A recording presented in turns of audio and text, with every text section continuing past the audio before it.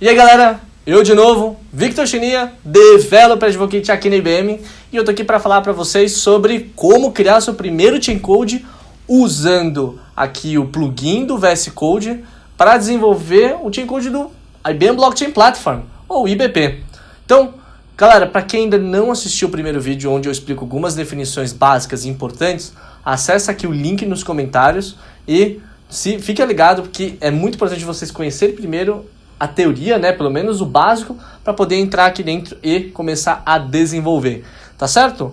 Aqui, né, logo direto na interface, você já consegue ver que aqui eu estou usando o VS Code, beleza? Aqui, o VS Code, para quem não conhece, ele é uma interface bem simples, ele é bastante versátil e ele também serve muito para você fazer o desenvolvimento de projetos de programação. Então, não importa qual que é a linguagem, você consegue desenvolver aqui projetos em Node, Python, Go, inclusive Java, Kotlin, todas as linguagens. Aqui você tem um terminal que te ajuda bastante a desenvolver. Mas o que a torna tão completo e tão versátil é a questão das extensões ou plugins. Então aqui dentro você consegue de fato colocar plugins que te ajudam no desenvolvimento. Então, por exemplo, eu utilizo bastante alguns plugins que me ajudam a questão de indentação, parênteses, então eu deixo bem colorido exatamente para me ajudar a saber de qual parênteses, esse parênteses está fechando, qual parênteses que está abrindo ali em cima, chaves, etc. Isso ajuda bastante a identificar e até deixar o código muito mais fácil de entender, fácil de ler. Então se você acessar esse primeiro ícone aqui, que é o quadradinho, vocês vão ver que é o ícone de extensão. Então você consegue ver uma lista de extensões, inclusive aqueles que eu já tenho instalado aqui dentro, e também alguns recomendados. Então ele sempre vai ficar recomendando para você instalar alguns plugins. O que fizer sentido, obviamente, você pode baixar, mas aqueles que não fizerem sentido você pode ignorar, não tem problema. O que para nós é importante é um plugin chamado IBM Blockchain Platform. Exatamente o plugin onde você vai fazer... O plugin que te dá a possibilidade de você desenvolver os chain codes dentro de uma rede local que é feita dentro da sua máquina, tá?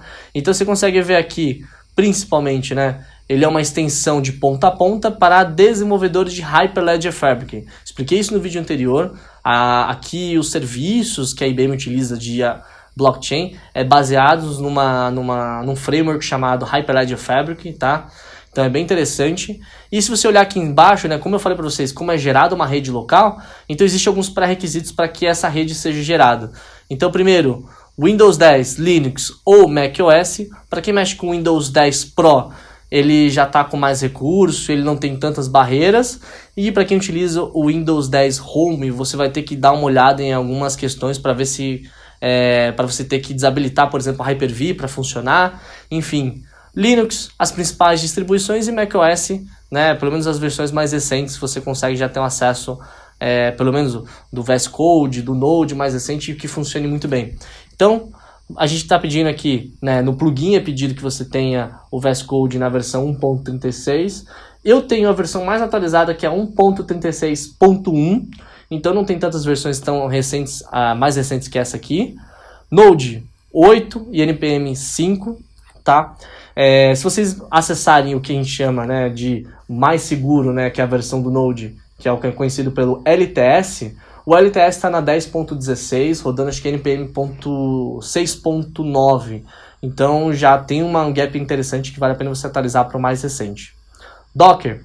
A versão do Docker sempre tenta pegar a mais recente, até pelos recursos que estão sendo lançados, e o Docker Compose também.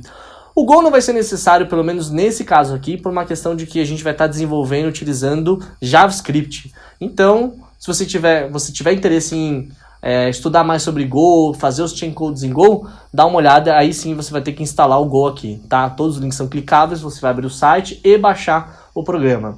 Tá? Se você estiver usando Windows, você vai ter que verificar também alguns pré-requisitos para que você possa rodar. Não somente aquela questão que eu falei para vocês, de ter que desabilitar o Hyper-V, que ele pode estar bloqueando o setup, a configuração, a instalação, mas aqui algumas outras partes que você vai ter que dar uma olhada com mais calma. Tá? Para quem não quiser mexer muito nisso, quiser subir uma VM, um Ubuntu, um Fedora, um Debian para fazer toda essa parte de desenvolvimento de Chain Code, não tem problema.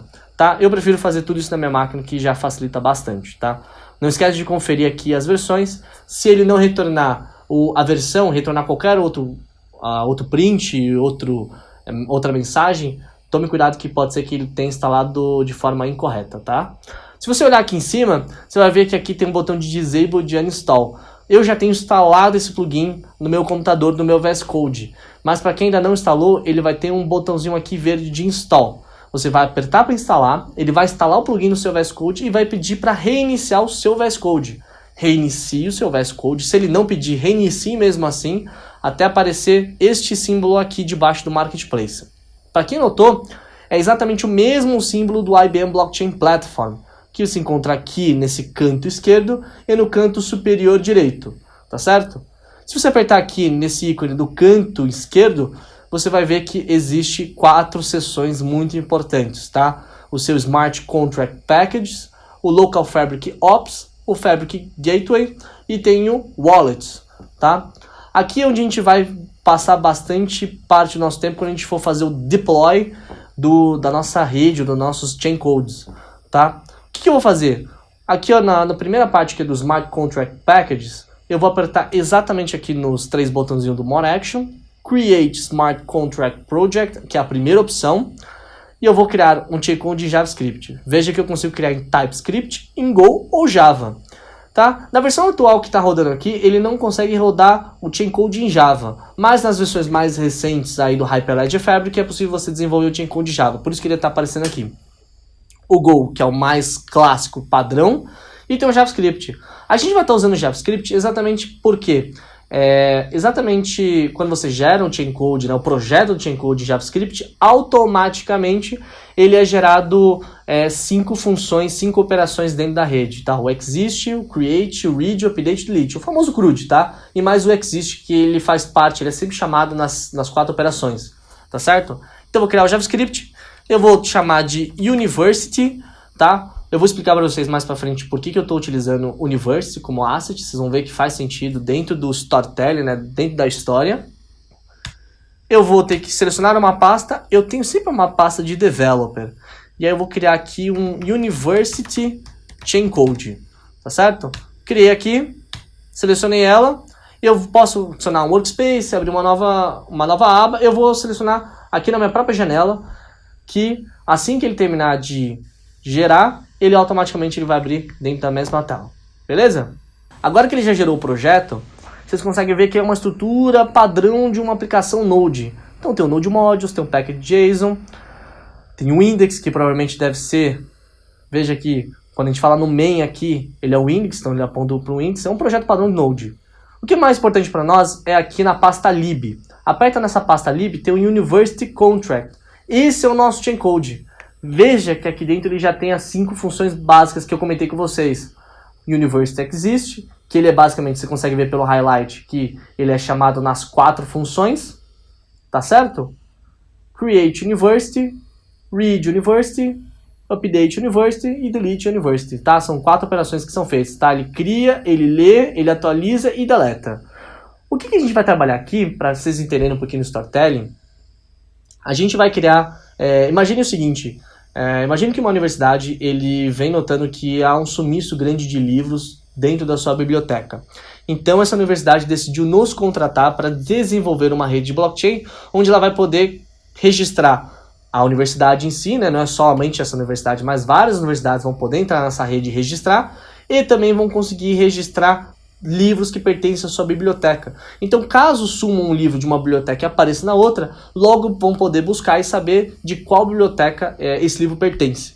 Então, é muito importante que cada universidade consiga registrar o seu próprio livro. Então, nós, como desenvolvedores de blockchain, seremos responsáveis por desenvolver o chain code, responsável por rodar todas essas operações.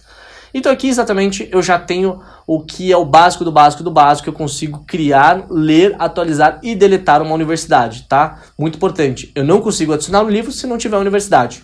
Essa aí é a grande premissa para você registrar os livros. O que eu vou fazer? Ao invés de ter um University ID, eu acho que o University ID ele é um pouco bruto, né? Eu prefiro trocar ele para o CNPJ, porque toda instituição, toda empresa existe um CNPJ. O que eu vou fazer?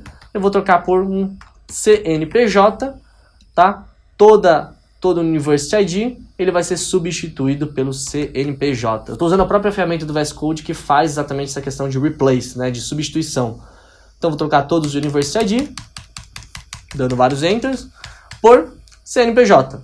Beleza? Substitui tudo, você consegue ver que eu só utilizo o CNPJ para todas as operações agora. Ele vai ser meu ID único, então ele é usado para eu inserir um dado dentro da rede e eu buscar um dado dentro da rede ou até deletar esse dado dentro da rede. Beleza?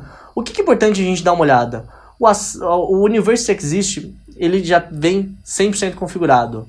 O Create University é onde a gente precisa dar uma olhada, porque eu pego um value e salvo um value como asset. Vou fazer o seguinte, eu vou trocar isso aqui por University Name. Tá? Não vai se chamar University, é só value, ele tem que dar um nome.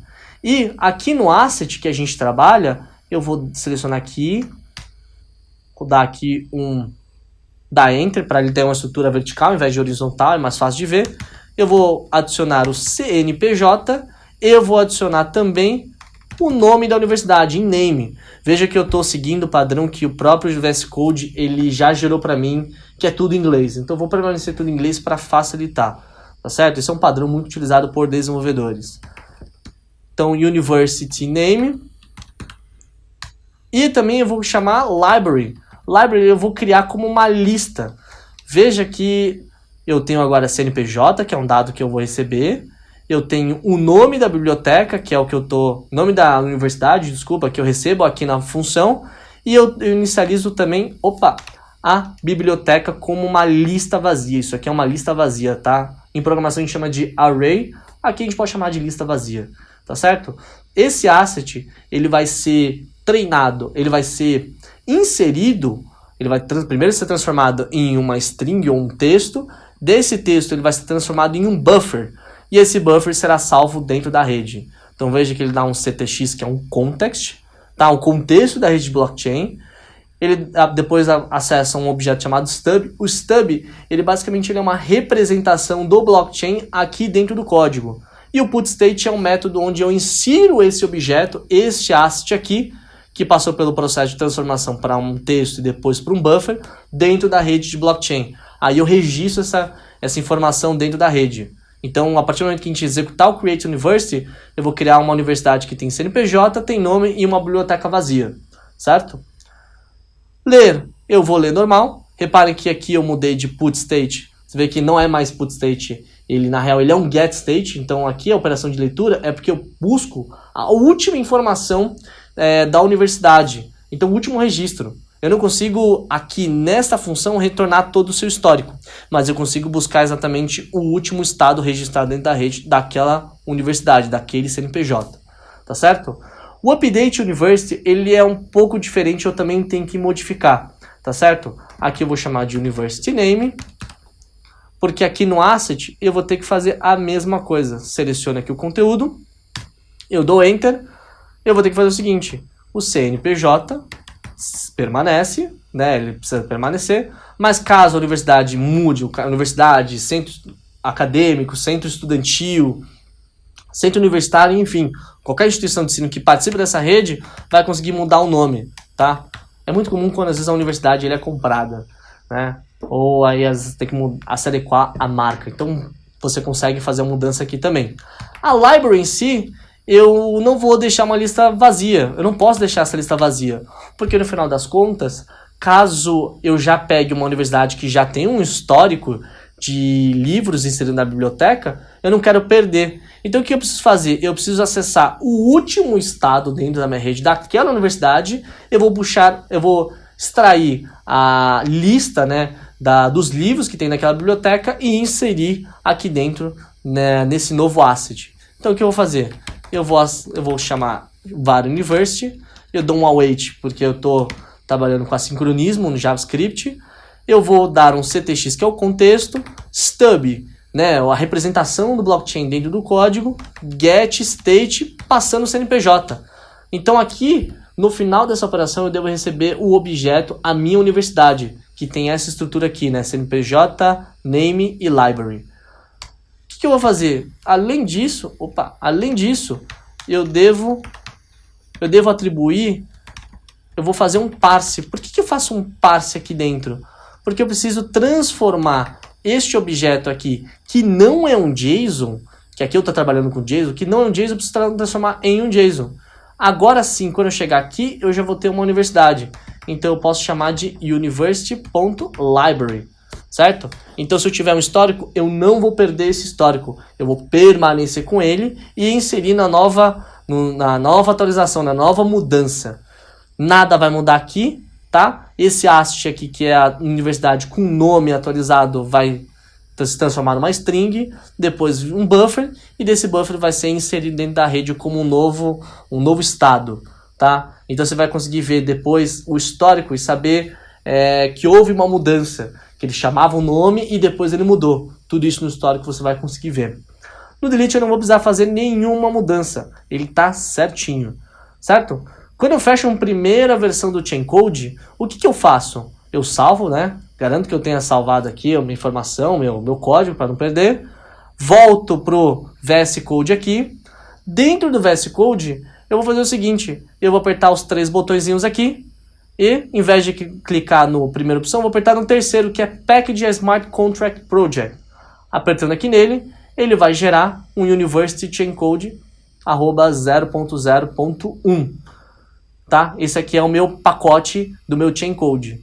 Eu vou apertar aqui, logo na seção embaixo, no Local Fabric Ops, eu vou apertar nessa primeira opção aqui que está dando, na real, a única opção que está dando.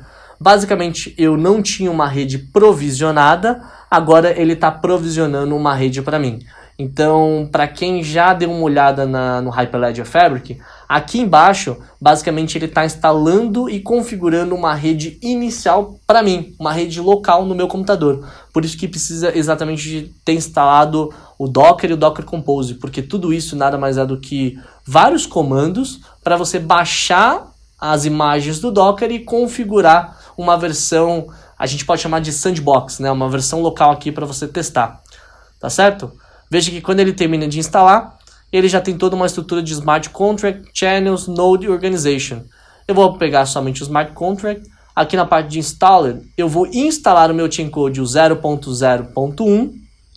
Selecionei, ele instalou, veja que apareceu aqui. E eu vou instanciar esse Chaincode, tá? A mesma versão. Eu não quero que ele chame alguma função e ele não precisa de nenhuma configuração, nenhum dataset inicial privado. Então, apertei, dei Enter, né? Selecionei o primeiro o Chaincode instalado e dei 2 vezes Enter, sem falha, ele vai chegar aqui. Aqui, nesse ponto, ele demora um pouquinho, porque aqui é onde ele instala o Chaincode. Então veja que se você analisar dentro do código, ele está executando alguns comandos de Node. Inclusive esse aqui, ó, adicionou 195 pacotes. Então veja que aqui embaixo está rolando operações e instalação mais do processo de Node. Então se tiver algum erro dentro do teu código Node, ele deve printar aqui nesse log, aqui no output. Beleza? Seguinte, depois que eu instanciei, né, o meu Chaincode, eu vou aqui no Fabric Gateways. Eu vou apertar nele, ele vai conectar ao meu Local Fabric, tá? A minha rede local.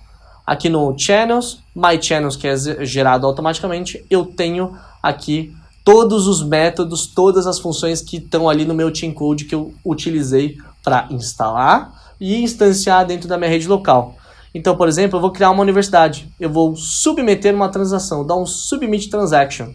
Aqui dentro, veja que essa aqui é uma lista. Então, eu tenho que mandar sempre string. Ele é esperado receber string. Então, tem alguns macetes que a gente utiliza aqui dentro. Eu vou gerar primeiro uma universidade com ID 001, tá? Veja que eu não estou me atentando a fazer a estrutura do CNPJ. Se eu tiver que fazer um CNPJ, é legal você utilizar a própria estrutura do CNPJ. Se você está fazendo, por exemplo, pessoas, então é interessante que você utilize a estrutura do CPF bonitinho, né? Que é a estrutura 1, 2, 3, 4, 5, 6, 7, 8, 9, traço 10. Traço 10. Tá? É mais fácil você ter essa estrutura para você trabalhar certinho. Aqui eu não vou me atentar a essa estrutura, estou mostrando mais teste, vou deixar 001 para facilitar. Eu vou dar o nome aqui de Universidade de São Paulo, tá certo? A USP, para quem conhece, e dou Enter. Dou Enter de novo, e automaticamente eu devo registrar aqui a rede, tá certo? Acabei de registrar o meu primeiro Smart Contract, aqui eu já tenho uma primeira organização, uma primeira universidade configurado dentro da minha rede. Se eu vier aqui no Read University e der um Evaluate, Evaluate é porque eu só vou verificar as informações, tá? Se eu for submeter uma transação de verdade que é feita em criar, em atualizar ou remover, aí é interessante você submeter, tá? Aqui eu vou mandar só o ID, né, que é 001, e automaticamente ele deve me retornar aqui embaixo a universidade. A Universidade do CNPJ 001 é a Universidade de São Paulo, e aí você vê que a biblioteca é vazia, tá certo? Porque eu não adicionei uma biblioteca ainda, tá certo? No próximo vídeo eu vou ensinar para vocês como que cria o código para criar uma nova biblioteca e até extrair o histórico, mas aqui vamos se atentar primeiramente a fazer algumas transações. Eu vou primeiro submeter para remover, eu vou atualizar essa rede aqui para chamar de USP, não quero chamar de Universidade de São Paulo, vou chamar de USP mesmo. Eu vou submeter e assim que ele executar, ele deu OK, eu vou fazer a leitura novamente para saber se de fato ele foi, né? Eu mando o ID de novo, dou um read, dou um evaluate transaction, dou enter e aqui embaixo você vê que ele já atualizou o nome, não é mais Universidade de São Paulo, agora já é USP. Mas não gostei, eu acho que a Universidade de São Paulo não precisa estar aqui presente, ele já tem um controle muito bem feito, ou às vezes não prefere entrar dentro dessa rede, então eu vou remover da minha rede. Eu dou um enter e pronto. Apertei para deletar, ele deletou. Agora, se eu tentar ler aqui dentro, vou dar um evaluate transaction, veja que se eu digitar o código aqui para ler o conteúdo, ele vai dar erro. Veja que ele executou este erro aqui, que é na hora de ler, ele executou este erro aqui. Então, a Universidade 001 não existe. Então, nessa visão inicial você vê que ele não existe mais a universidade, mas quando a gente for puxar o histórico e puxar pelo ID, vocês vão ver que de fato a universidade existe e ela tem um histórico ali dentro. É isso, galera. Esse foi o primeiro vídeo, onde eu ensino vocês como que mexo na primeira rede de blockchain, como que eu mexo, interajo pelo primeiro chain code, como que eu instalo, instancio e executo os métodos aqui.